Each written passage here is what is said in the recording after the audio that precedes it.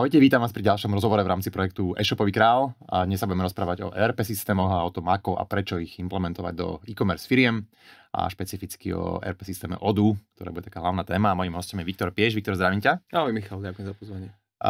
Viktor, ak stručne predstavím, je to spoluzakladateľ a teda riaditeľ spoločnosti Dodo Systems, ktorá sa práve špecializuje na Odoo ERP a predtým 5 rokov Solitea, takže naozaj veľa rokov skúseností s ERP systémami, aj pôsobíš ako konzultant a v podstate robíš nejaké manažerské poradenstvo, tak možno na úvod iba trošku predstav veľmi stručne seba a možno tvoju firmu, že čo robíte a ako to vzniklo celé. Ja by som možno začal skôr o tej firmy, pretože tá je taká dôležitejšia, tak my sa primárne venujeme implementácii ERP systému Odoo. Celkovo problematika ERP systému je nám veľmi blízka, keďže už dlhé roky ako celý tým pôsobíme práve v tej oblasti. A keďže sme sa rozhodovali, že kam ďalej smerovať ako celý kolektív, sme si našli práve najrýchlejšie rastúci systém. V tom čase to bolo Odoo, ktoré bolo výrazne menšie, teda pred našim alebo v našom poslednom rozhovore 4 roky dozadu bolo výrazne menšie ako teraz. A vnímame to, že to bola správna voľba. Samozrejme, stále sme na tej krivke učenia, veľmi sa tešíme novým skúsenostiam, novým zákazníkom, ale veríme tomu, že to bol správny smer, takže možno, že toľko len k systému. A čo sa týka celkovo tej oblasti informačných systémov, ona je veľmi úzko prepojená s nejakým riadením, že mne veľmi často umožňuje sa pozrieť na nejaký big picture spoločnosti práve cez tie procesy. Pretože častokrát to býva problém, že tých nástrojov a evidencie príliš veľa a niekedy človek má problém, tak sa nezávisle pozrieť na to, že kde môže byť problém, prípadne nejak odporučiť, ako inak technologicky spraviť tú firmu, aby bola efektívnejšia, rýchlejšia. Neznamená to vždy vymeniť ERP systém, ale znamená to naozaj sa tak kriticky na to pozrieť, či robíme to, čo robíme najlepšie, ako vieme, a to je v podstate to, kde sa snažím aj ja priniesť nejakú pridanú hodnotu. Možno povedz, keď za vami chodia teda potenciálni klienti, tak čo je taká tá najčastejšia situácia, v ktorej sa nachádzajú, alebo čo je ten hlavný dôvod, prečo vlastne sa chcú s vami rozprávať? Áno, tak najčastejší dôvod je, ako Martin Ziegler hovoril, odkedy som nastúpil do Solity, že musí byť bolesť u zákazníka. Ja by som tak povedal, vždy majú nejaký problém, akože človek nemení ERP systém, takú robustnú funkciu, pretože sa mu páči nejaká nová technológia, vždy musí byť nejaký problém. Väčšinou tých problémov býva viacej, že nejaký prioritný, ktorý ťa k tomu dovedie. Poviem príklad, nevieš si evidovať niekde lídy, že máš síce spracované účtovníctvo, vidíš nejaké výkazy, máš e-shop, ale nevieš robiť na tým nejakú štatistiku, prípadne prichádzajú ti lídy z úplne iného smeru a ty tam vlastne už nahádzuješ len cenové ponuky, ale celý to riadenie toho obchodného procesu ti absentuje. To bude taký spúšťač. Dajme tomu, že to je taký nejaký pekný bod. Prípadne častokrát za nami chodia projektové firmy, to znamená, že zase existuje veľmi dobré, by som povedal, spôsob fakturácia, sledovania v nejakých Exceloch a hovorím, je to úplne prirodzené, ale v nejakom bode to už prestane dávať zmysel, pretože je toho príliš veľa. Čiže toto je, by som povedal, nejaká vstupná brána, najčastejšie ten problém, kde ľudia to vedia veľmi dobre definovať. To, čo už ťažšie definujú, že ako aktuálne im fungujú procesy, na to sa naozaj musíme zamerať pri analýze, ale toto je, by som povedal, ten spúšťač. A v poslednej dobe vnímame veľký tlak teraz zo strany projektových firiem, ako aj výrobných, kde by som povedal, že je ten drive po nových inováciách alebo nových softveroch, ktoré vedia sceliť viacej veci do jedného väčší, pretože výrobné softvery alebo iné softvery sú väčšinou veľmi úzko špecializované a hľadajú niečo ako prepojiť všetky tie veci do jedného. Takže to je ten najčastejší spôsob, ako nás oslovia. Mne zákazník vždy vie, čo ho trápi. Nemenil by systém len tak. Ešte možno sa povieme chvíľku o nejakých zmenách, možno správaní zákazníkov koncových na tom trhu, o e-commerceovom za tie možno posledné roky a spomínal si ma jeden use case, ktorý s týmto súvisí, tak možno to povedz o tomto.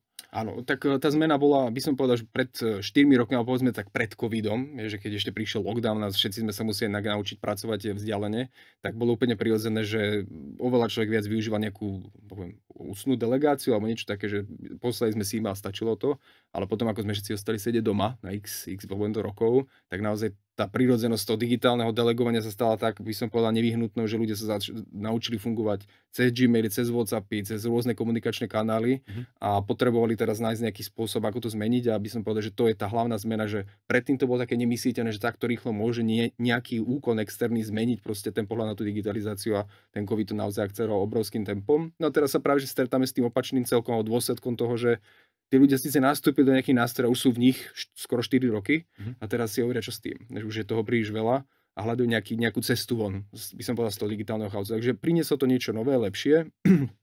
To, kde vidím ešte nejakú zmenu správania, je práve to, že predtým, ako ľudia museli rýchlo zmigrovať do toho online priestoru, do e-shopov, tak teraz sa znova zákazníci vracajú do tých kamenných predajní, takže vidím tam tlak zase na nejakú omnichannel komunikáciu, kde by zákazník chcel najlepšie objednať si pred predajňou a keď príde do predajne za 30 sekúnd, tak by chcel vydať tovar už ideálne práve od toho pokladničného miesta, kde to častokrát nie je možné prepojiť, alebo je to veľmi náročné, teda ak je to nejaká dávková výmena údajov, alebo není, dajme tomu, v tom interfejsi možné zobraziť nejaké videjky, dopyty od zákazníkov. Takže aj zákazníci sú už trošku sofistikovanejší, to tak nazvem, že chcú mať tú ochranu toho digitálneho nákupa alebo internetového nákupa, zároveň si to chcú okamžite zobrať, takže musíme vymýšľať cesty, ako toto celé pospať, plus jedna výrazná zmena, čo sme naozaj na to narazili a vôbec sme nepredpokladali, že keď niečo bude, že veľmi často sa stretáme, by som povedal až výhradne, že účtovníctvo je už outsourcované. To znamená, že aj veľké spoločnosti, naozaj 5, 10, 15 miliónov, nemajú vlastného účtovníka, majú externú účtovnú kanceláriu, ktorým nejakým spôsobom doručujú, by som povedal, faktúry a nejaké údaje, ktoré oni potrebujú pre účtovanie. A to bolo niečo, čo predtým nebolo úplne prirodzené, že naozaj tá účtovnícka profesia sa presúva do nejakého externého prostredia. No a teraz teda okrem toho, že musíme prepájať nejaký e-shop z ERP systému, tak veľmi často prepájame práve účtovníkov s tými klientami, takže je to taká multidisciplinárna funkcia, kde sa snažíme všetko so všetkým nejak poprepájať, aby to fungovalo. Ešte sa e-shop my posledné 2 roky špecificky riešime nejaké strategické zmeny na trhu, ako je nástup marketplaceov, s tým súvisí vlastne aj nárast cien reklamy, s tým súvisí pokles ziskovosti niektorých e-shopov. A vnímaš ty nejak možno, že aj vplyvom týchto zmien nejakú väčšiu ako keby objem dopytov za toto obdobie, možno posledné 2 roky? Vieš čo, ja vnímam skôr, že práve zákazníci, ktorí na lokálnom trhu dosiahli nejaké svoje limity, tak práve, že sa pozerajú za hranice, hľadajú spôsob, ako najrýchlejšie sa dostať. Samozrejme spôsobov je viacej, čiže môžeš mať nejakú priamu svoju expanziu, ale veľmi často sa nás obracajú s tým, že chcú ísť na marketplace, práve tým, že hľadajú technické riešenie, že ako viem dostať svoj tovar zo svojho miesta do Nemecka, do Španielska a nepotrebujem vyvíjať nejaké extrémne sofistikované riešenie. Čiže na toto sa práve že špecializujeme, alebo skôr už sme veľakrát boli s tým nejak konfrontovaní, že museli sme to vyriešiť. Toto je požiadavka, čo aj my zaznamenáme. Veľmi často zákazníci chcú expandovať.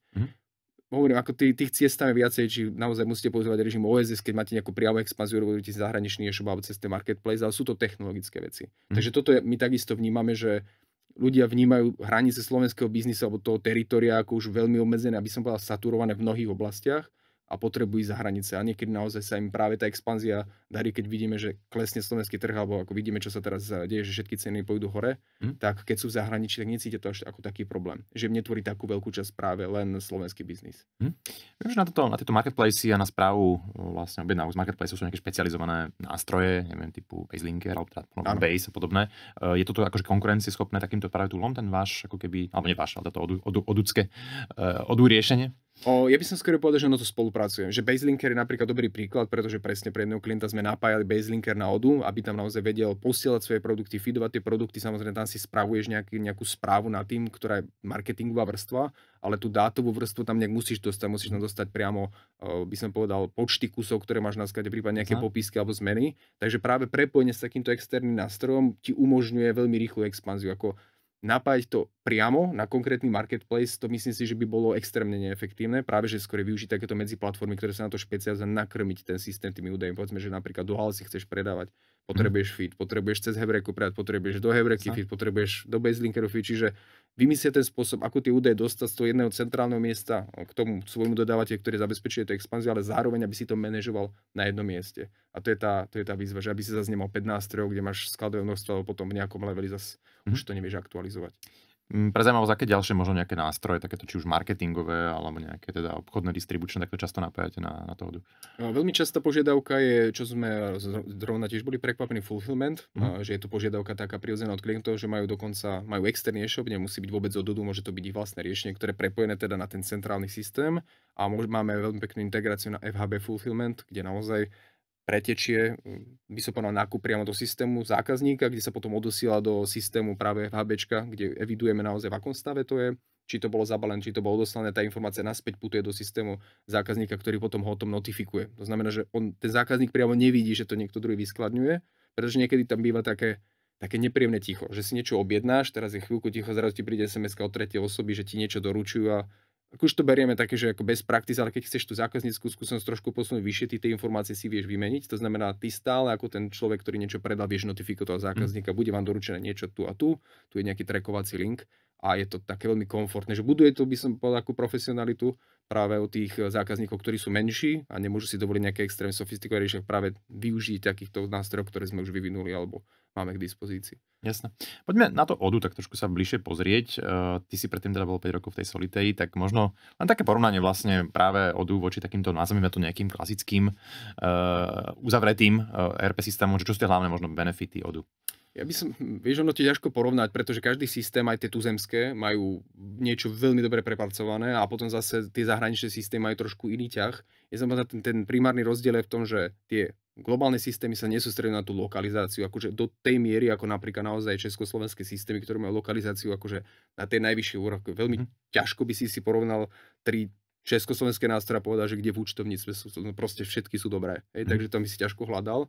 Ale ten drive na inovácie, práve ten globálny hráč dokáže dať úplne iný. Už len akože čisto fyzicky, keď si spočíta, že neviem, nejaká československá firma môže mať koľko, 50-100 vývojárov, dajme tomu na produkte, odúčko ich má cez niekoľko tisíc, takže vlastne oni stále vyvíjajú tú core verziu. A je tam veľký rozdiel práve možno v prístupe k tej implementácii, pretože oni naozaj vyvíjajú jadro, to znamená, hľadajú tie inovácie od obrovskej komunity užívateľov.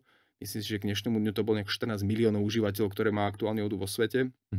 Ak si dobre pamätám z prezentácie, čo nám ukazoval pán Fabien v Bruse, takže 800,000 registrácií toho produktu mesačne majú. Takže akože to sú úplne iné čísla, nie sme zvyknutí tu československý, ale práve ten drive na tie inovácie je niečo, čo nemôže ponúknuť ten československý, že nemá také vstupy. Na druhú stranu ten systém je open source, to znamená, my vieme do toho systému vstúpiť a upraviť. To znamená, nepotrebujeme čakať na toho dodávateľa hlavného, že on to upraví za nás, alebo si zaplatíme tú úpravu. Samozrejme, vieme to my urobiť ako partner a vieš takisto využiť obrovskú bázu externých modulov. Takže tie limity, ktoré akože cítime niekedy pri tých lokálnych nástrojoch, alebo tých komerčných, ktoré sú ako keby uzavreté, tak tu sa trošku búrajú. Zase to, čo treba vysloviť, je, že trošku to dvíha latku pre toho dodávateľa, pretože to, že sa to dá, neznamená, že to musím urobiť, alebo že to viem urobiť. A otázka, čo sa stane s tým o rok, o dva. A toto sú veci, ktoré sa treba pýtať, pretože ten systém, keď je otvorený, tak on sa tam vie naozaj veľmi, veľmi, by som povedal, ohnúť do strany, kedy to vie celé padnúť, jak domček na stračej nôžke. Takže tie možnosti tam sú. Naozaj tí ľudia, ktorí hľadajú flexibilitu, prispôsobené na vlastné potreby, nechcú byť obmedzené, ale zároveň chcú vyžiť ten drive tej veľkej firmy, tak pre nich je práve Odoočko ten správny systém. Na druhú stranu, hovorím, lokálne systémy majú čo ponúknuť naozaj v oblasti ekonomiky aj možno nejakej špecializácie. Takže hovorím, je to podľa toho, čo potrebuješ. Nie je ako, že demonický jeden svet a druhý je proste liek na všetko, ale my naozaj vidíme potenciál v tom obrovskom globálnom drive Odoo. Ako veľký tam vidíš teda nejaký momentálne ešte problém v tej absencii nejakej tej lokalizácie, alebo viete vy nejakým spôsobom suplovať teda tú lokálnosť, že či tam nechýbajú nejaké dôležité lokálne, či už moduly, alebo nejaké nastavenia, alebo neviem, aký účtovný pohľad, alebo čokoľvek. Ja by som povedal, je to od partnera, to znamená, my sme s tým, že pochádzame z oblasti účtovných systémov, my sme si povedali, že nebudeme účtovníctvo toto vyvíjať, pokiaľ Odoo samo nebude na tým držať garanciu z toho konkrétneho dôvodu, ako som povedal, že my nikdy nedobehneme, keď sme bežali naproti tým lokálnym systémom tú sofistikovanosť účtovného modulu. Na druhú stranu, ako som povedal, keďže všetci naši klienti majú externé účtovníctvo, tak treba si naozaj povedať, čo tam musí byť. To znamená, musia byť vystavené správne skladové doklady, faktúry, prijaté, vystavené a musíme ich nejakým sofistikovaným spôsobom bez akože nutnosti prepísania dostať k tomu účtovníkovi. Čiže toto, keď vieme zabezpečiť, ten klient vie stále tú firmu riadiť, vie využiť všetky tie veľké moduly, ktoré sú prispôsobené pre neho a zároveň sa odbremení od toho, aj my sa odbremení od toho, že musíme udržiavať legislatívu. Čiže toto je, by som povedal, najlepšia pre nás cesta, ako chceme ísť. Samozrejme, keď Odoo príde, samé, že chceme urobiť Slovensko-Česko legislatívu, my ideme prvý v rade, ktorí to budú tlačiť. A takže toto je ten spôsob, samozrejme, jak som povedal, je to prístup od partnera. Niektorí partneri už vyvinuli nejakú slovenskú lokalizáciu, takže znova, je to, čo som povedal, že môže to obsať XY veci, ktoré môžu byť pre tú legislatívu dobre spracované, zase, ako aby si aj trošku ľudia nejak vedeli predstaviť, ako sa vyvíja účtovný software, to nie, takže si zoberiete nejakú príručku a spracovate všetko, áno, do nejakej úrovne, ale väčšinou to je, aký zákazník príde, aké má potreby legislatívne, také zapracujeme. Takže môže sa stať, že poviem síce, že mám legislatívu, ale máte tam nejaký špeciálny režim prenesenej povinnosti, na ktorý ten dodávateľ ešte nenarazil, no a hop, už to nemáte, kdežto pri tých lokálnych systémoch tie vstupy a tie tisícky firmy, som povedal, že tie systémy už vytvárajú naozaj do nejakej také podoby, že toto sa stáva veľmi málo. Jasné. A teda ktoré také nejaké moduly najčastejšie vlastne tí vaši klienti využívajú z toho množstva tých modulov, ktoré tam sú? My sme si to tak počítali, že aká je zhruba počet modulov, ktorý máme na implementáciu, ktoré je taký akože špecifický, tak je to nejakých 10 modulov, veľmi štandardne máme prepojenie na externé služby prepojené, či je to Chameleon alebo Balíkobot, veľmi často máme nejaké moduly na našepkávanie lokálnych tuzemských údajov, to znamená slovenských a českých firiem, doplnenie QR údajov, ktoré zase je špecifické pre Slovensko a Česko, pretože tie zahraničné QR kódy nekomunikujú so slovenskými inštitúciami, prepojenie na tuzemské platobné brány GoPay a podobne, čo zase, lebo ľudia sú zvyknutí platiť, že sa chcem prekliknúť do toho e-platby, chcem prekliknúť TatraPay, chcem platiť cez VUBP, čiže ono veľmi tvaruje tie moduly práve tie zvyky československého národa, aj také trošku rozmaznanie, by som povedal, tých tuzemských dodávateľov, pretože to, čo sme si my všimli v zahraničí, a hovorí nám to aj priamo ODU, že my sa príliš snažíme vyhovieť tým zákazníkom, kdežto v zahraničí není až taký štandard, že až do takej miery obsluhuje dodávateľ toho zákazníka. Že ten zákazník si väčšinou zvykne, že zmigruje veľmi prirodzene, že si zvykne na tú zmenu toho prostredia, kdežto československý naozaj musíme manažovať ten ľudský faktor, snažíme sa to vysvetliť xkrát, by som povedal, komfort toho zákazníka, že či si to naozaj prečítal, či vie, že ako to bude celé fungovať, ale ja by som povedal, že fungujeme v tomto území, takže musíme fungovať tak, ako sme tu zvyknutí. Takže toto je trošku také, akože zmena sveta. Je dobré, keď človek vycestuje trochu von, že vidí aj, ako to môže niekde inde fungovať. Jasné. Tu sa ešte chcem spýtať tomu e-shopovému modulu, alebo e-commerceovému modulu. Viem, že tam nejaký je, teda možno nám povedať, že na aké to úrovni, či to je nejako konkurencieschopné, možno nejakým reálnym ako platformám ala ShopTet, Shopify, čokoľvek, alebo v akom to je aj na aké to úrovni. Lebo asi to bol samozrejme ideálny stav, keby som vedel mať aj ten webový modul. Určite by to bol ideálny stav, ale takto ja by som povedal, že ten cieľ ODU je, že oni chcú do nejakých 2-3 rokov, alebo teda taký bol cieľ indikovaný na posledné ODU Experience, že chcú dobehnúť Shopify, čo sa týka nejakého komfortu, rýchlosti, spracovania. A ono vidno, že robí to ODU obrovské kroky. Teda od verzie 14, keď sme začali do verzie 18, to je akože obrovský rozdiel, čo sa týka užívateľskej voľnosti nastavenia. Je to veľmi prirodzené, plus je to previazané priamo na ten backend. Takže akože v tomto smere sa hýbu veľmi rýchlo. To, čo znova tam absentuje, sú práve tie lokálne veci. Ja neviem, chceme mať dobierku kombinovanú s nejakou platbou, chceme tam mať GoPay, chceme tam mať iné platné brány. Toto vôbec nie je zapracované v tom odučku. Plus by som povedal, že ono nie vždy je riešením za to, že má ODU ten e-commerce modul, ho vymeniť. Len preto, že ho má. Samozrejme, keď tie by som mala plusy prevážia, tak ho vymeňme, ale práve, že my v drvivej väčšine napájame existujúce riešenia na ODU. Takže toto je takisto cesta. To neznamená naozaj, že niekto ten systém má, že musíte vyhodiť všetko, čo vám funguje. Čiže nechajte si to, čo vám funguje, ak ste spokojní s dodávateľom e-shopu celkovým riešením. My nájdeme cestu, ako to prepojiť. Tým pádom meníme len jednu časť toho zlomku, čiže nie všetko, len jednu časť.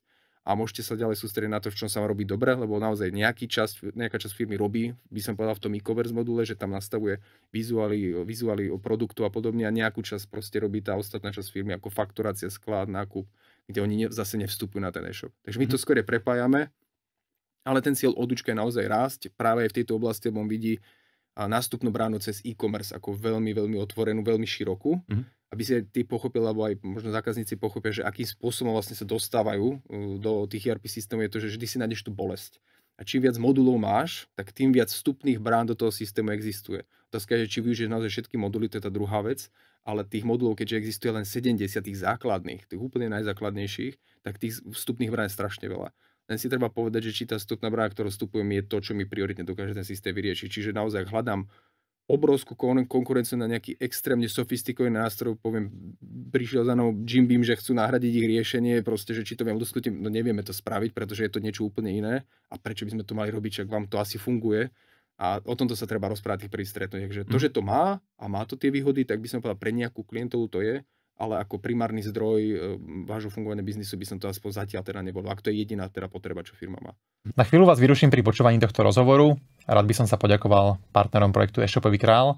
Sú nimi Blueweb, firma, ktorá vyvíja špičkové e-shopy na mieru, Paketa, digitálna logistická platforma, Besteron, kompletné platobné riešenia pre bezstarostné podnikanie. A Corlones, účtovná kancelária, ktorá je zameraná na riadenie financií pre e-commerce. A teraz už si vypočujte zvyšok rozhovoru.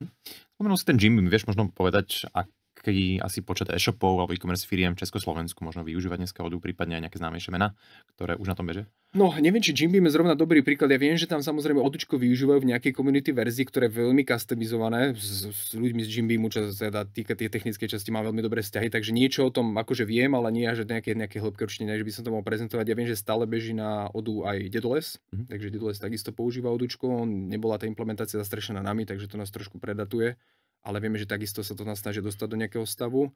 A myslím si, že aj O2 je taký dobrý príklad, ktorý takisto využíva community verziu odúčka, veľmi, veľmi customizované, znamená prispôsobené na ich požiadavky. Takže veľa firiem využíva to ODU, ani o tom neviete. Myslím si, že aj Slovanet je dobrý príklad, ale to sú takí... Slovanet, áno. A Slovanet. Slovan. Nie, Slovan asi nie. Neviem, čo by možno, že oni zrovna v tom ERPčku robili, ale sú to spoločnosti naozaj nejaké, ktoré človek častokrát nevie, že používajú to na backende a majú ho tam už zavedené, pretože je to obstojná konkurencia práve tých nástrojov ako SAP alebo nejaké iné akože robustnejšie riešenia. Takže, ako, ťažko to vymenovať. V Československu myslím, že máme okolo 300 firiem používa Odoo. Nie o všetkých vieme. My vieme o našich zákazníkov, možno vieme niečo o tých konkurenčných, pretože tí sú viditeľní, ale tí, ktorí Odoo využívajú sami, tak o tých my netušíme, o tých vie len centrálne Odoo. Takže z toho, čo my vieme, že ich je nejaké 250 až 300, čo ich používa, ten systém československý, no a my dúfam, že to bude rásť, pretože Odoočko teda naozaj dokáže poskytnúť toho strašne veľa. Len si treba povedať, že je to naozaj pre mňa práve správny software. Ešte spomeňme ekoprodukt, ktorý viem, že teda konzultuješ dlhodobo, ja tiež som chvíľku konzultoval, a teda tam sme sa tiež nejako stretli. Tak povedz ešte o nich možno chvíľku.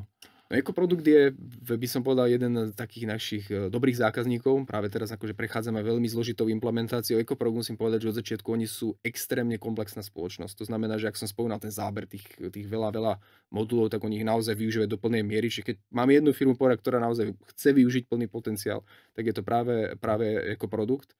A tam sa naozaj snažíme neopakovať chyby z minulosti, treba naozaj pri tej reimplementácii systému. No a my som povedal, tou novou verziou adresovať niektoré tie bolesti. Pretože, ak som povedal, komplexná implementácia vyžaduje strašne veľa komplexných záležitostí, ale oni sú takí, by som povedal, jagajúci príklad toho, že ako firma chce prejsť. Myslím si, že oni majú veľmi veľa procesov dobre spracovaných a toto má byť taký akože next step. Takže dúfame, že sa to všetko podarí dobre a hovorím, ako produktu len všetko dobre práve aj preto, že poznáme sa veľmi dobre s majiteľmi, tak hovorím, musí to byť posun vpred, nie vzad. Pozdravujeme Lukáša Šimka do Prievidze. Tiež tu bol inak v podcaste, tak jeden z tých prvých, tuším, 2-3 podcastov pod e-shopovým kráľom, tak si ho prípadne vypočujte. Dobre, ešte si teda hovoril, že napájate rôzne iné e-commerceové platformy na Odoo, tak možno povedz, že s ktorými dodávateľmi a možno platformami tak najčastejšie robíte? Víš čo, veľmi často, tak to sú platformy, s ktorými nemusíme robiť priamo. My dajme tomu, keď má niekto Magento alebo má nejaký WooCommerce, na to existujú moduly. To znamená, že ako som povedal, na Odoo Store existuje XY modulov, ktoré napájajú tú funkcionalitu, to asi treba zase povedať. Keď máš špeciálne políčka dorobené v tom mojom module, tak ten backend na to musí do nejakej miery asi reagovať, alebo mal by, teda ak je taká požiadavka, a ten štandardný modul nebude zohľadňovať tie moje špeciálne. Takže ten modul treba trošku ohnúť, aj keď vidíte, že stojí 200 eur, 300 eur, tak sa treba spojiť s tým dodávateľom, ak teda ten modul vyhovuje a upraviť, takže to sú nejaké skryté náklady. Takže by som povedal Magento, aj WooCommerce sa práve že dajú napojiť cez takéto treťostranné moduly a máme dobré skúsenosti s Bartom, s ktorým aktuálne realizujeme jednu väčšiu implementáciu so Smartbaseom, kde už takisto je hotové napojenie. Že my sa de facto nebránime akýkoľvek integrácii, keď na opačnej strane sedí partner, ktorý teda si uvedomuje tú komplexitu, tak treba si povedať, kto sa na koho napája, pretože ľudia si častokrát predstavujú, že jedna strana mapy, druhá strana mapy, ako ale to je stále ako, že je tu kábel a zástrčka, takže si treba povedať, že kto sa na koho napája a čo je vlastne úlohou toho prepojenia. Takže my sme otvorení takéto spolupráci práve tým, že hovorím, neeliminovať fungujúce veci, ale fakt využiť maximum z toho, čo ten systém ponúka, nevyčiarkovať veci len preto, že to nie je od nás. Ste napájali pre zaujímavé aj ShopTed Premium? ShopTed sme ešte nenapájali. Nemáme ešte zákazníka, ktorý má ShopTed Premium. Predpokladám, že ShopTed je renovovaná spoločnosť, takže tam by som nevidel žiadny problém. Viem, že máme nejakú integráciu na ShopTed klasicky, ale to je, by som podal. Neviem, či by som to úplne nazval nejakou sofistikovanou integráciou, nejaký prenos údajov, pretože vie, že tých integrácií naozaj to už berieme, že API nejaká živá komunikácia, keď si raz za deň pošle nejaké XML, to funguje, ale akože dá sa to podľa mňa urobiť aj lepšie. No jasne. No preto som práve povedal premium, lebo asi na tom základnom štáte to nevieš. Čakáme na ňo, nech príde. Poďme možno sa pozrieť teraz trošku na tú integráciu samotnú, respektíve možno ako prebieha tá vaša spolupráca s tými zákazníkmi. Možno povedz také kľúčové za teba kroky na začiatku, možno v tom procese teda toho výberu toho dodávateľa, alebo respektíve toho partnera na tú implementáciu, že ako správne nastaviť možno na strane toho e-shopu alebo tej firmy, ak teda robí nejaké výberové konanie. Áno, toto ja možno už budem znieť ako bohratá platňa, pretože už som to toľkokrát hovoril, že už to všetci musia vedieť a pritom opak je pravdou, že, ale budem to opakovať teda do nekonečna, ten výber dodávateľa je jedna z tých vecí, ale dodávate až druhý krok. Najprv začneme od seba, čiže treba si veľmi dobre špecifikovať, že čo vlastne chcem. Na to, aby som to urobil, si musím zorganizovať nejaký tým, čiže nejaké prvé odporúčanie, zorganizovať si interný tím, nielen majiteľa, to je celé, možno, že to naozaj niekedy stačí, ale naozaj, kto bude kľúčový užívateľ, jednotlivých ľudí za tie oddelenia, ak máte trošku väčšiu spoločnosť, ktorí vedia tie špecifické požiadavky dať dokopy, či spísať nejaký dokument, čo je aktuálne problém, že mi robí problém a ako aktuálne fungujeme. To je niečo, čo potrebuje každý dodávateľ. Čiže keď toto mám, čiže viem, čo je problém a viem, čo hľadám, tak si musím vybrať správnu kategóriu systému, to znamená podľa toho problému. Že môže problém vyriešiť nejakú jednu aplikáciu alebo komplexný, čiže si môžem vybrať buď nejaké jednoučelové apky, to znamená, že naozaj existuje nejaká špecializovaná apka, neviem, Trello, keď chceš ten projektový manažment, ostatne to netrápi. Prípadne sú nejaké ekonomické účtovné systémy, ktoré sú, ako som spomínal, tá kategória systémov, ktoré sú primárne o účtovníctve, akože všetko začína a končí práve tým účtovníctvom, sú tam možno nejaké drobné odchýlky v tých, by som povedal, moduloch, ktoré tam sú. Potom sú krabicové ERPčka, to znamená, že krabica evokuje, by som povedal, nejaké uzavreté možnosti, ale už to nie je len o tom účtovníctve. tam veľmi ťažko uhádnuť, že kedy to je krabica, kedy to nie je krabica, ale najčastejšie to viete uhádnuť podľa toho, že keď prídete s tými špeciálnymi požiadavkami, tak pokiaľ sa to dá konfigurovať, by som tak nazval, tak je to stále v rámci tej krabice. Ak chcete niečo ohýbať, tak by som povedal, že tam už to prekračujete medzi, že už viete, že ste v tej krabici. A implementačné sú tie, ja som povedal také, že krabicové implementačné sú tie, ktoré umožňujú ten štandard využiť celý a na to nadstaviť. Takže to je, by som povedal, tá hranica, kde sme my, že my naozaj využijeme celé to ODU, ako funguje v štandarde a snažíme sa to teda ohnúť tak, ako klientovi to vyhovuje. Znova, veľmi sa zamyslieť, to je ďalšia rada, zamyslieť sa na tú customizáciu. Či ho naozaj potrebujem, či mi zarobí, je tam nejaká návratnosť, ako my ako dodávateľ to znie až tak, by som povedal komicky, že my niekedy odhovárame toho zákazníka, že či to naozaj je potrebné, ale to, čo my vidíme na tej druhej strane, že my to vieme vyvinúť, len potom to treba udržiavať. Potom, keď budeme na to nadstať, budú prichádzať nové verzie. Treba môže sa stať, že v novšej verzii bude tá vec, ktorú teraz robíme špeciálne, bude už obsiahnutá. Teraz čo s tými dátami, ktoré boli v boku, čiže to sú také veci, od ktorých sa treba otvorene rozprávať. Keď už som si vybral, že akú kategóriu softvéru hľadám, mám tie požiadavky, tak už teraz by som mali za tým dodávateľom a nechať si to odprezentovať. Čiže ja mu toto ukážem, ten dokument, porozprávame sa otvorene a je to dobre to vidieť. Ako do tej miery, čo teda nemusím to ohýbať, čiže nechajte si to odprezentovať, lebo niekedy už keď vidím ten program, tak sa mi to buď páči alebo nepáči. A aj tam trošku si by som povedal, získať ten vzťah s tým dodávateľom, že jeho spôsob komunikácie a podobne, lebo tam už to nie je len o tom obchode, ale už tam musia byť nejaké technické znalosti. A keď tieto tri veci by som povedal, že sú v poriadku, tak si nechajte aj prvou licenciu si nechajte proste spracovať štúdiu. Ja viem, že ako prvá vec, čo ja vidím u zákazníkov, že nikto do toho nechce ísť, pretože nevidí tú potrebu, ale nechajte si spracovať štúdiu, lebo tam vlastne vám povie ten zákazník, či to vie, alebo ten dodávateľ, či to vie adresovať ten váš problém, ako to bude fungovať. Strávite s ním týždne, to znamená komunikáciou, otáčaním a de facto je to základný kameň stavebný, na ktorom postavíte celú zmluvu o dielo, funkcionalitu aj vzťah. Čiže nepreskakovať, nechať do toho ľudí zapojiť a vybrať si správne dodávateľa, to je také kľúčové. Ako máš skúsenosť? Sú tiež firmy schopné si sami urobiť kvalitne tú špecifikáciu alebo popísať vôbec ten problém, alebo je dobre si možno prizvať nejakého konzultanta alebo niekoho takého externého? Ja by som povedal, že oni sú schopní si to popísať sami, ale častokrát sa im to nechce, pretože to býva tak najlepšie, keď stretneme sa na stretnutí a tam to končí, ale že ako nechcú si vytvoriť na to ten tím. Tam môže byť problém hneď niekoľko. Znova, prax nás naučí najviac, že majiteľ je ten iniciátor tej zmeny a ako strašne sa mu páči software. V momente, ako teda príde naozaj na tie extrémne dlhé hodiny, čo potrebujeme to vyšpecifikovať, tak majiteľ má iné povinnosti a my to chápeme, on proste odtiaľ odíde alebo sa tomu nevenuje. Prípadne to, čo nám na tom, poviem to tak, rozhovore povie, tak si to ani neprečíta a to môže byť problém. Čiže chýba tam problém tej zastupiteľnosti, že kľúčový používateľ, proste čím väčšia implementácia, keď tam není kľúčový užívateľ, tak to je skončí to zle. Takže nech tam sú tam prítomní aj iní ľudia okrem toho majiteľa, ktorí potom podržia, by som povedal, tú vlajku toho, že sa tam niečo implementuje. A to je najčastejší problém a potom by som povedal ten management ľudí. Že oni si vedia spísať tie požiadavky. Znova sa nám stáva, že niekedy to rieši vo veľmi uzavretom kruhu a stane sa, že keď prídeme školiť zamestnancov, tak ten zamestnanec povie, kde mám také políčko, ja si robím report, pretože vlastne oni nereflektujú to na tú ich prácu. A že potom tí zamestnanci namiesto toho, že sa tešia na to, tak oni povedia, že my to nechceme. A ono sa to stalo x-krát, že niekedy naozaj už to bolo v štádiu pomaly spustenia a toľko nových funkcií, ale vlastne už boli vo fáze, by som povedal, už nasadenia, už ako keby rolovania, tie implementácie museli zapracovať, že to vyzerá, ako keby sme sa vrácali v čase. Takže ja by som povedal, že teraz tých technických problémov je menej, ako je tých ľudských. Že uvedomiť si tú komplexitu tej výmeny a že to není o tej technickej stránke. My budeme vedieť z tej štúdie, čo technicky máme spraviť. Či vám to vyhovuje, či to vyhovuje vašim ľuďom, či to zohľadňuje vašu prácu, to viete vy. Takže keď do toho sa nedá ten čas, tak tá implementácia bez ohľadu na to, koľko do toho dáme my času, a nemôže skončiť dobre. Asi ľudia a priori nemajú radi zmeny. Tak a čo je dôležité v tej firme, aby teda tá implementácia prebehla ideálne s čo najmenej komplikáciami. Úprimne ti poviem, vieš, čo je najlepšie, keď tí ľudia vidia, že keď tá bolesť je adresovaná niečím a ideálne, keď to vidia ešte v nejakom momente prezentácie. Že oni vidia, že nejaké svetlo na konci tunela, že toto ma teraz trápi, na tom trápi XY hodín, je to úplne zbytočné a zrazu vidia, že toto mi to vie vyriešiť. Čiže oni vedia, že to ešte není hotové, ale vedia, že to riešenie príde.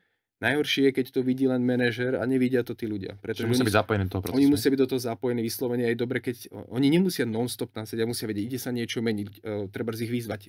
Spíšte mi veci, ktoré by ste chceli zlepšiť, to cítia sa tak angažovaní a vlastne vtedy my cítime úplne iný postoj tých zamestnancov k tej zmene. Že keď ti len niečo oznáme, že to máš spraviť, tak prvé, čo urobíš, že nechcem, ja idem si robiť svoje a uvidíme, že čo to bude. A potom prvé, keď ti viem nástroj, tak je odpor. Ale keď si to zapojený v tej tvorbe, tak je to oveľa lepšie. Že sa cítiš naozaj angažovaný, cítiš sa vypočutý, cítiš sa preškolený, lebo ťa to aj zaujíma, že tam naozaj tá vec, čo si chcel je. Keď tam nie, tak sa pýtaš, prečo tam nie, alebo ako si mám robiť svoju robotu, keď ja to potrebujem a toto tam nie je. a tým pádom vlastne cíti sa naozaj ako súčasť tej zmeny. Že ten zmenový manažment je niečo, kde máme, aby som povedal, celý sektor musí veľmi zabrať, alebo buď si nájsť nejakého externého konzultanta, ktorý im pomôže s tým aj pre nás tou spojkou, pretože my nevieme, nemáme kompetencie na zamestnancov klienta a de facto to nie je naša úloha. Nás akože na konci dňa vždy mrzí, keď to nevíde, pretože my chceme dodať implementáciu, ktorú si nasadíš, funguje a rastieš. A nie stráviť mesiace nad nejakou štúdiou, potom niečo naimplementovať, na konci dňa vlastne efekt je nulový. Že to aj pre dodávateľa je veľmi frustrujúce. Možno si povedzme, že by malo byť teda výsledkom nasadenia toho ODU, alebo teda všeobecne nejakého kvalitného ERP systému, tak čo je na konci toho tunela, to svetlo? Vieš, čo najčastejšie je to efektivita. To, čo vieme okamžite povedať, že buď odstrániť toho problému, čo nemusí byť vždy efektivita, dajme tomu, že ti to už nejaký čas alebo niečo zrýchli. Takže efektivita, aby som povedal, odbrzdenie rastu. To by malo byť to hlavné, pretože tí ľudia už v nejakom bode toho rastu, poviem, že máš 1-2 milióny a chceš mať 5. A ty vieš ale, že touto cestou to nepôjde, že proste by si potreboval buď tam nahádzať XY ľudí, to znamená, že nevieš ich zaškoliť, že tam sú XY personálnych problémov, čiže hľadaš ten technologický nástroj. Takže toto by mala byť tá cesta, že zistí, že toto je môj bloker, potrebujem ho odstrániť, je to technológia a práve keď ten systém príde, tak musíš sa cítiť, že naozaj pomáha mi v tom raste. Takže by som povedal, efektivita, automatizácia činnosti, to sú veci, ktoré nemusia robiť ľudia, nech sa ľudia sústrediť na to, čo naozaj nevieme automaticky nahradiť. Ten priestor sa akože stenšuje, ale kreatíva, vynaliezavosť, ľudský prístup to stroje nikdy nenahradia. A možno sa mýlim, ale myslím si, že stroje to nebude vedieť tak nahradiť, ako to vie spraviť človek. Čiže nech nepreťukávajú údaje, nevyplňajú nejaké Excely zbytočné, proste nech sa sústredia na to, čo robí tú prácu pre nich zaujímavé a my proste vieme potom automatizovať ostatok. Teraz mi napadla téma AI, ktorá musí byť v každom dobrom podcaste dneska.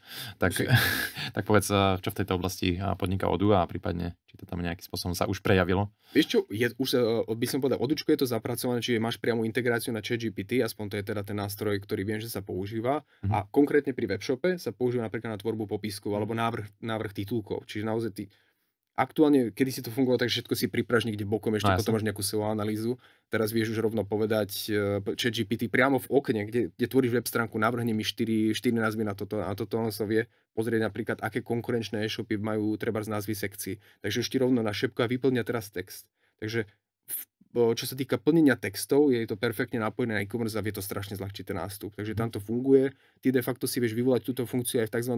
Module knowledge base, alebo nejaké vedomosti, ktoré je nejaká interná Wikipédia, kde zhromažďuješ veci a takisto sa vieš tam priamo pýtať chatbota, ako niečo funguje a nemusíš teda vyskakovať do okna ChatGPT. Takže je to taký ako komfortný nástroj. Je to už naintegrované, my sa už len pýtame, že kde je ten ďalší krok, ale tam, kde ja vnímam úlohu toho AI, je práve to je nástroj na produktivitu.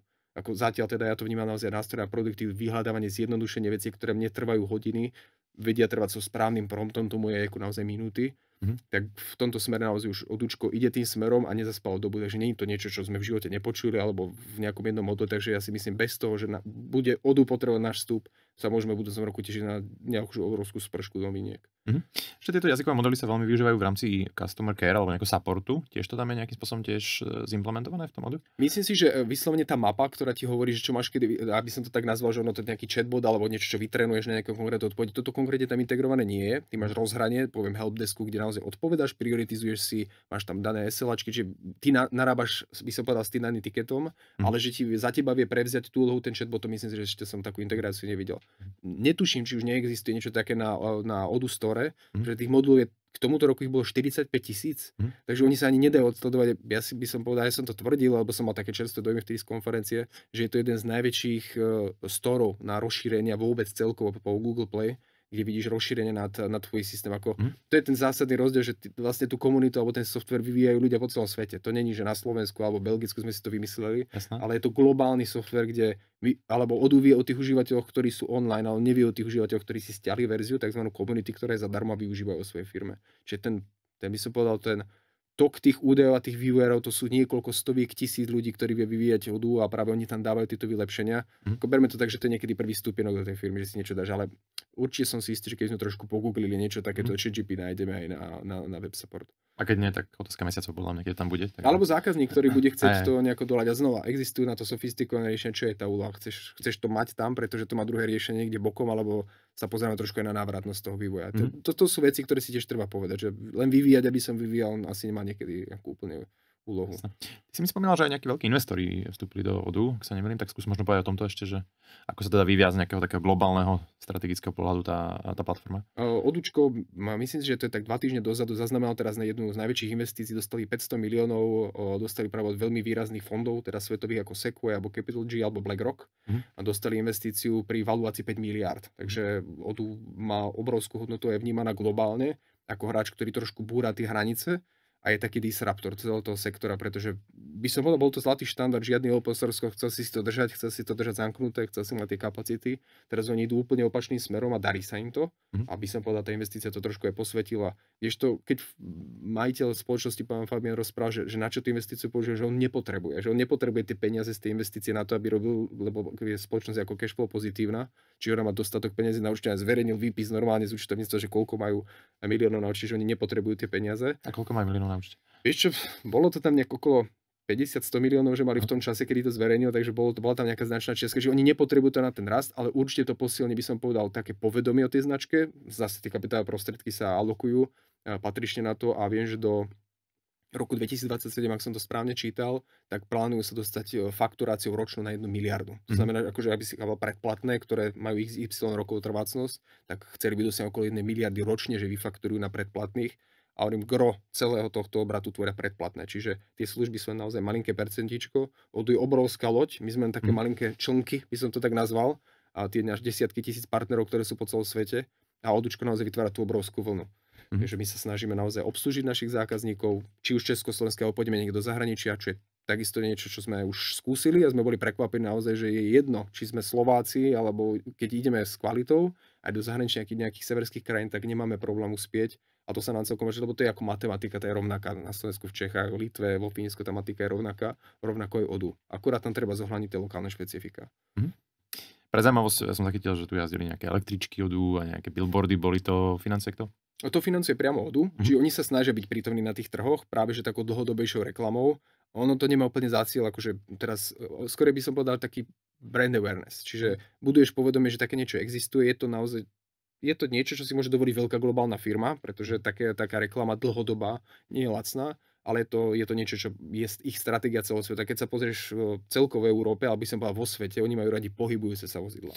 Čiže či je naozaj do Indie, či ideš do Pakistanu, či ideš do Ameriky, tak vidíš električky, vidíš autobusy, ktoré sa hýbu práve s tým, že oni chcú nejak byť spojení s tým pohybom. Takže je to vyslovene taký brand, že chcú byť na kolesách, chcú byť, že predbiehajú všetkých, ktorí stoja v tých zápchách, tak okolo vidíš, ako prefrčí nejaká električka, je to taký kontrast z toho, že ako to celé vyzerá. Som na tým vždycky tak akože mal takú, akože uvažoval, že vlastne tým, že to je čisto B2Bčko, hej, že vlastne či to naozaj má nejakú tú návratnosť a nejakú teda efektivitu takáto komunikácia, ale tak...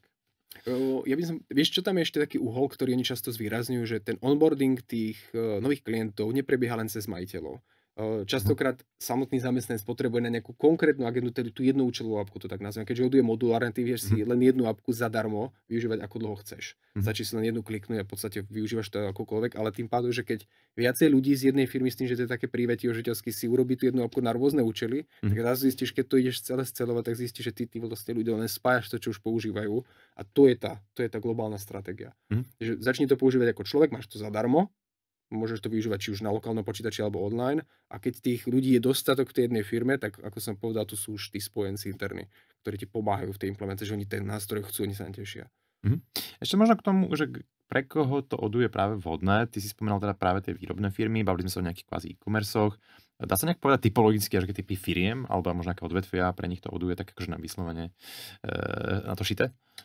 ODUčko je všeobecný ERP software, to znamená, není šitý len na mieru jedného odvetvia, čiže on je strašne široko rozkročený. Teraz čo robili v poslednej verzii, že oni vyslovene vymysleli set modulov, keď pôjdeš na ich stránku, tak tam vidíš, že odvetvia. Že vyslovene, keď ty si klikneš na to odvetvie, tak tebe aktivuje tie moduly, ktoré by si mal potrebovať. Dajme tomu, že si nejaké kadernícke štúdio, alebo že si nejaký pneuseries alebo niečo povedať, čiže rovno ti aktivuje v tej databáze tie konkrétne moduly, ktoré by si mal bez practice používať. Takže v tomto oni sa snažia trošku ísť naproti, lebo si urobili nejakú analýzu. Ono to je, by som povedal, skorej individuálneho toho trhu. Vieš, ako na slovenskom a českom trhu, teda čo mi najviac zaznamenáme naozaj výrobné firmy, ktoré idú často za nami, aby sme scelili e-commerce spoločnosti, projektovo orientované spoločnosti. A to je vie byť všeobecne, vie byť IT firma, vie byť marketingová spoločnosť projektová, vie byť fotovoltika, vie byť projektová.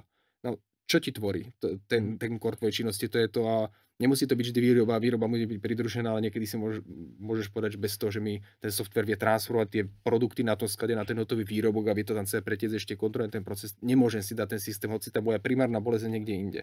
Že nemôžeš nahradiť alebo že vyriešiť jednu bolesť a vlastne ďalšie 3 ti vzniknú. Takže je to veľmi komplexná disciplína, ako sa na to pozerať. Počúvajú nás veľa majiteľov e-shopov, ktoré možno práve dynamicky rastú a práve možno naražajú na nejaké takéto pain pointy, alebo majú nejaké teda tie bolesti, tak vieš, si možno povedať, že možno pre aké, či už typy veľkosti e-shopov, možno segmenty, alebo aké typy firiem vlastne z e-commerce špecificky teraz, že by to práve mohlo byť dobré riešenie? Vieš čo, by som povedal, že ani není to, že odvetvovo, by som povedal, ale od nejakej veľkosti spoločnosti by som povedal, že o to odučku môže byť zaujímavé, pretože robiť implementáciu takého druhu, ako my poskytujeme, tak už musíš mať na to istý obrat. Som povedal, ten náš typický klient je 1 až 2 milióny vyššie obratu, kvôli práve tej komplexnosti, že my máme, ako by som tak povedal, takú internú mantru s tým, že sme konzultanti už desiatky rokov, že my chceme mať dobre spísané zadanie, ako aj architekt, my potrebujeme vedieť, čo staviame, či to je naozaj jednopodlažné, alebo je to mrakodrap, že sa častokrát stávaš na tom obchodnom stretnutí, človek opíše jedno a staviaš niečo úplne iné. A my to potrebujeme vedieť ešte predtým, než naozaj tie tehlitá vyložíme. Jasne. Lebo to sme si toľkokrát už zažili, pretože a my sa snažíme trošku v tomto edukovať, preto som taká obohratá platne, že kde si ma pustíš, tak rozprávam veľmi podobné veci, ale opakovane matka múdrosti. Takže nejaký typický klient, e-commerce firmy sú veľmi podobné svojim fungovaním. Poviem príklad, keď predávaš nejaké bicykle, ak potrebuješ nejaké rozšírené evidencie na skladových kartách a podobne. E-commerce vo všeobecnosti nie je problém. Otázka je možno, že veľkosť tých dát, ktoré tam potrebuješ, pretože možno integrácie na tretej strane, tvoje e-commerceové riešenie, ktoré máš, to sú veci, ktoré treba zvážiť, ale de facto nikde nie je nejaká červená vlajka, že e-commerce nemôže prísť a povedať, že toto chcem. Stále sa rozprávajú. Čiže my hneď vieme povedať, že toto je nejaké červené kritérium, že toto odrobí a ani si ho treba nekupujte. A už sa nám to stalo. Vyslovene, že zákazníkovi sme prišli po stretnutie, kde si aj zaplatil, že sme prišli spraviť jednodňovú analýzu, po jednodňovej analýze sme povedali, že nekupujte si vodu. Pretože nie je to pre vás riešenie. Aj sme ich konkrétne odporúčili na systém a doteraz tí ľudia sú mi vďační, keď im zavolám, že dajte mi referenciu, že ako fungujeme, že aby sme boli transparentní. Takýmto ľuďom, čo vlastne si to aj nekúpili, tak sú stále ochotní nás zdvihnúť telefón a povedať, že ako sa snažíme proste nepredávať niečo, čo nevieme doručiť. Jasné. Čo možno povedať, že teda koľko stojí tie vaše služby, aké veľké robíte projekty a koľko to možno trvá celé od toho prvého stretnutia možno po to nasadenie do praxe? Za tie 4 roky to už máme celkom dobre tak odstupňované. Analýzy sa zvyčajne hýbu okolo nejakých 5-10 tisíc podľa komplexnosti. To je čisto len za analýzu, čiže človek sa nezaväzuje, že pokračuje ďalej, že vypracujem projekt ako architekt. Jasné. A samotná implementácia začína od nejakých 12 až 15 tisíc eur vyššie. Ona není to stanovené, že čo v podstate nejaká hranica, de facto aj tá cena sa nafúga len počtom customizácií. Moduly a aj hosting si kupujú priamo od odu, čiže to nejde priamo od nás, to vyslovene si kupujú priamo z Belgická garanciou veľkej firmy multimiliardovej, od nás si kupujú to prispôsobenie, čiže to je nejaký taký typický klient od okolo nejakých 15-20 tisíc. Ako sa spomínal, aj tá veľkosť toho obratu súvisí s tou výškou investície. Ja úplne chápem, že niekto, kto má obrat, ja neviem, 200 tisíc a ledva nejaký zisk dosahuje pri nejakom malo maržovom produkte, tak nemôže si toľko investovať. Hoci to odu môže byť pre ňou správne, len dať na to by som povedal ten punc kvality, ktorý my chceme dávať do tých implementácií, my nevieme dať proste bez toho, že máme tie projekty. Že ako veľmi radi by sme, a ono sa to aj častokrát robí, že si ľudia trošku musia pozrieť, niekedy sa obráti tá minca toho, že teraz kto nesie za to zodpovednosť, povie, vy ste si to, videli sme to, zákazník povie, vy ste si to vybrali a ten dodávateľ sa snaží byť taký tichý, ale vlastne na čo sa hráme. Ja radšej poviem, my sa budeme snažiť vás cez to viesť, však na to ste si nás najali, aby sme vám dobre odporúčili, nie na to, aby sme z vás ťahali peniaze. Jasné. Dobre, a samotné odu teda má aký pricing, alebo koľko zvyknú teda tí vaši klienti platiť samotnému odučku za to riešenie? To by som povedal, je to radovo, ty si to vieš predplatiť na mesiac, na rok, alebo na niekoľko rokov dopredu, podľa toho sa hýbe tá cena. Štandardne okolo nejakých 10 užívateľov stojí na rok okolo nejakých 10 000. Pardon, 1000, čo som povedal 10, pretože 22 eur je za jedného používateľa. Že tam platíš za jedného používateľa nič ďalej. Čiže všetky moduly máš zvýrazne, kedy si to bolo robené, takže si platil užívateľa modul, teraz to je užívateľ má všetko. Okay. Takže jedine počet užívateľov, ceník si vedia jednoducho pozrieť na stránke odu.com, to je, by som povedal, univerzálny ceník pre všetky, a keď tam pôjdu cez Slovensku, neviem, nejakú bránu, tak oni rovno ukáže ceník pre Slovensku, preto treba vysvetliť to, že v Nemecku je iný ceník než na Slovensku. Na Slovensku lacnejší. Takže aj nemecké firmy niekedy to chcú obiť, že idú na Slovensko. Okay. Takže okolo tých 1500 za predplatné a nejakých 800-900 eur za hosting, to sú obidve veci, ktoré dáva priamo odu. Takže je to výrazne lacnejšie, než ja by som povedal, že akýkoľvek aj krabicový systém, keď si to spočítaš na ten jeden rok, čo je zase benefit toho, že máš viacej peniazy na customizáciu a prispôsobenie.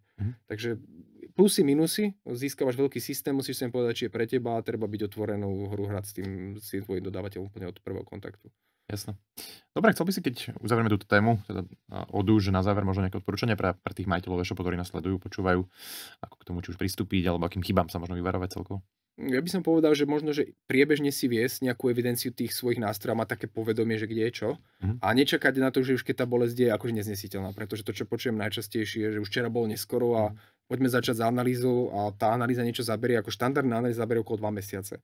Aby človek chápal, to sú nie čisté 2 mesiace, stretneme sa na 2 dní, my vám dáme 40 otázok. Jasne. A my čakáme 3 týždne, pokiaľ na tých 40 otázok príde naspäť, pretože my chápeme, že ľudia majú svoju prácu, takže ako nesedia nad tým. Ale znova, keď existuje tým, existuje na to priorita, tak to vie byť aj oveľa rýchlejšie. Takže určite nečakať na poslednú chvíľu s prechodom, priebežne sa pozerať na to, že kde je tá moja vízia, nerozmýšľať nejako, že rok od roku, ale pozerať sa tak nejak priebežne.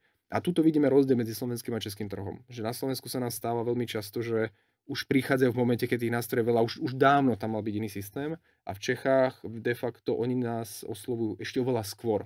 Možno, že ako aj by potrebovali taký sofistikovaný nástroj, oni, možno, že to je, neviem, rozdielnou úrovňou povedomia o tej úlohe ERPčok, neviem si to prisúdiť, pretože nežil som v Čechách, ale vieme, že v Čechách prichádzajú za nami skôr, že nechodiť neskoro, nepozerať sa len po jednom dodávateľu, kľudne si to porovnajte, veď vás nikto netlačí, aby ste si dobre a správne vybrali. Takže to je akože také že zlaté odporúčanie. Proste poznajte svoju firmu, viete, kedy máte bolesti a nechajte si čas na výber dodávateľa. Ešte poďme trošku teda na tú tvoju firmu, Dodo Systems, tak povedz nám trošku viacej o tom, že koľko vás je, koľko robíte klientov, aký máte obrát a tak celkovo trošku predstav vás. Nie sme nejaká veľká spoločnosť, nás je aktuálne 11, takže sme taká nejaká malá spoločnosť, by som to nazval. De facto úplne to nemení to, že každý jeden z našej spoločnosti robí minimálne, akože najmenej robí ERP systém 7 rokov. Takže zmenení ako juniorská spoločnosť, sme spoločnosť, ktorá má veľmi veľa skúseností, tí najstarší konzultanti alebo najviac skúseností už siahajú skoro k 20 rokom, takže si zažili veľmi veľa tých rôznych ERPčok, ktorým prešli cez ruky. Takže sme veľmi seniorný tím, aktuálne by som povedal, sa pohybujeme na obrate niekde okolo 400 000, plánujeme znova naraz ďalší rok na zhruba dúfam nejaký 20% vyššie, takže uvidíme, ako sa podarí táto ambícia. A aktuálne máme okolo nejakých 40 klientov, nie všetky samozrejme môžeme zverejniť kvôli nejakým NDAčkám, takže nie všetkých sú viditeľní a ja som povedal, že to, čo aj deklaruje nie my, ale deklaruje ODU, je nejaká interná miera retencie, ktorú máme, to znamená, že koľko s nami zákazníci ostali, tak 93% zákazníkov s nami ostalo od začiatku, ak sme ich nasadili. A vlastne k tomu pripisujeme aj práve zásluhu toho dobrej prípravy pred implementačných štúdií, aby som povedal pro zákazníckeho vysúver. 93% je niečo, čo nám aj z Brusov hovoria, že to 5% firiem drží takúto vysokú retenciu. Skoro by som povedal, že ich viacej tešilo, keď sme viacej predávali. My na druhú stranu chceme ísť pobalšie, ale stabilne, lebo si myslíme, že dobré referencie a také nejaké slovo, ktoré mi dáš, že ty mi dáš dobrú referenciu, druhý zákazník je niečo oveľa lepšie ako 10 000 do marketingového spendu. Super, ešte sa spýtam, že máš aj nejaký svoj osobný web a poskytuješ teda kvázi nejaké také konzultácie, aj teda strategické, manažerské by som to nazval možno, tak povedz, že tomuto sa tiež stíhaš venovať, prípadne, že aké konkrétne témy riešiš s tými klientami v rámci. To je také veľké hobby moje, pretože akože s tým, že teraz je moja firma menšia, tak akože nevyžaduje si toľko, by som bola strategického myslenia, pretože naozaj to je o tej dennodennej práci a my sa stále posúvame, ale máš nejaké obmedzené kapacity, že nemôžeš predať 100 000 hodín, prečo kto by to robil. Takže venujem sa práve že manažerskému poradenstvu a to, čo mňa najviac baví na tých firmách, je keď im viem práve pomôcť tým mojimi skúsenostiami, že vidím ten big picture. To by aj najčastejšie hovorí, že ja sa viem pozrieť na tú firmu tak z vrchu, že ja viem väčšinou, ako tie procesy by mali do seba zapadať, pretože tých firiem som už videl stovky. Takže tie stovky biznis plánov, ktoré mi prešli cez ruky, ale nie tie, ktoré sú na papiera, tie fyzické, že vidím, kde sú nejaké úzke miesta, aby som sa znehral nejakého akože zlatom krsteného konzultanta, že viem všetko, takže proste staviam na tom, čo som videl. Ale viem veľmi rýchlo ako posúdiť, kde by sa to dalo zlepšiť. A s tým, že sám som riaditeľ de facto od 26 rokov riadne spoločnosti, tak mám dobrú skúsenosť práve aj z tej ľudskej stránky. Že nie je to vždy o tom systéme, ale ako tie veci do seba zapadajú. Že technickú stránku môže mať dokonale, môže byť problém ľudský, môže byť problém na strane majiteľa, môže byť problém XY. A tí majiteľia častokrát majú niekoho k sebe, kto im nejak akože nezávisle poradí. A vyslovene, ktorý naozaj má tú praktickú skúsenosť, nie len že naučenú zo školy, ale odžitú, vyslovene, že to musel aplikovať tej spoločnosti, čo tam nevyšlo. Zase dogmaticky sa nepozrie, keď to mne nevyšlo, to nevyjde tebe. To môže, len treba sa o tom porozprávať a niekedy potrebuješ to počuť zvonku. Hej.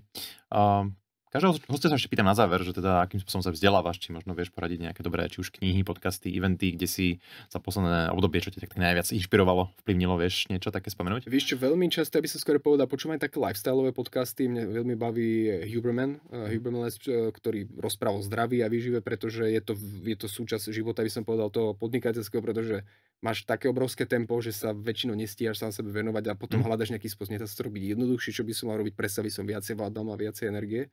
Takže to je niečo, kde sa snažím tiež trošku rozvíjať. Z tej profesionálnej stránky by som povedal, že aktuálne využívam najviac, tvoj podcast poznám, veď roky na tej slovenskej scéne vlastne není veľa takýchto kvalitných, ale snažím sa pozerať zahraničnú literatúru a veľmi veľa YouTube celkovo tutoriálne konkrétne témy. Čiže keby som sa naozaj povedal, tak o ten management celkovo není, by som povedal, núdza. A by som povedal, že tam je také vákum, že o tejto mojej téme skoro nikto nerozpráva, pretože akože nie je to téma, ktorú sa stretneme pri pive a sa ideme rozprávať o ERP systéme, ale akože jedného dňa to budeš musieť riešiť, takže je dobré vedieť, že kto by mi s tým vedel minimálne pomôcť alebo sa o tom porozprávať, takže ma nesúdiť za to, že mám niečo v Exceli, pretože ja to vidím každý deň. Takže ako keď sa nám ľudia aj ospravedlňujú častokrát, že akože nemyslíte si o nás, že sme nejaká firma, my si o tom nič nemyslíme, proste my to vidíme stále a my sa vás snažíme pomôcť. Takže toto je také ako pre mňa prirodzené. Ešte vidím posledné roky, že také väčšiu otvorenosť u majiteľov firiem smerom nejakému coachingu alebo mentoringu alebo vôbec nejak si nechať tak zvonku poradiť. A aký máš ty na to názor, prípadne aj skúsenosť, prípadne či ty máš možno ty sám nejakého možno, alebo mal si nejakého coacha, mentora? Vieš čo, mentorov alebo celkom ľudí, s ktorými sa radím o podnikaní mám viacej. Čiže sú to ľudia naozaj, ktorým vieš povedať, väčšinou sa snažím aj asociovať s ľuďmi, ktorí sú ešte šikovnejší, aby som povedal, ktorí majú za to viacej za sebou, ktorí majú iný druh skúseností. A niekedy je lepšie vidieť tú inú perspektívu. Ja sa častokrát v našej firme de facto my nemáme všetci jeden názor na jednu tému, takže to sú by som povedal takí moji mentori, že oni sú by som povedal takí statickejší, stabilní a ja som taký by som povedal nadšenec pre nové veci a je to veľmi dobré využiť. Čiže toto mi dosť pomáha na by som povedal vyváženie. A tí ľudia sú otvorení konzultingu, len trošku majú niekedy skreslenú predstavu, čo ten konzulting robí. Väčšinou čakajú, že keď človek príde cez dvere, tak už mi rovno dá nejakú radu, ale tá krivka toho spoznávania akože niečo trvá. A treba si aj definovať tie očakávania toho konzultanta. To je veľmi dôležité, že vlastne čo je tá moja úloha, akože ideme sa porozprávať a potom si ja treba povedať, že možno, že ja som nie nejaký psychológ a na to sú určite väčší špecialisti, ale keď vidím napríklad, že možno, že s tými ľuďmi by sa to dalo trošku lepšie, tak akože práve to je taký ako nezávislý pohľad, že povedať, nenútiť, nechať toho majiteľa sa rozhodnúť a hovorím, je to aj o tej chémii, že ako si ľudia sadnú medzi sebou, či mi vieš pomôcť a na konci dňa si ty vieš vybrať, čo je pre teba najlepšie, takže je to taký mix. A tých mentorov treba mať okolo seba, ľudí, ktorí sú kritickí k tebe, nie len, že všetci ako bezhlavo počúvajú áno, ale ktorí sú ti ochotní povedať, že toto nie je úplne že dobrý nápad. Super. Díky moc, že si dorazil. Bolo to mega zaujímavá diskusia, aspoň teda pre mňa. Verím teda, že aj pre vás, ktorí ste nás sledovali a počúvali, takže budeme radi, keď sa vám to páčilo, aby ste pridali nejaký komentár, like, share, prípadne sa prihlásili k odberu YouTube kanála. Takže ďakujem ešte raz teda Viktorovi a budem sa tešiť na ďalšie rozhovory. Pekný deň, ahojte.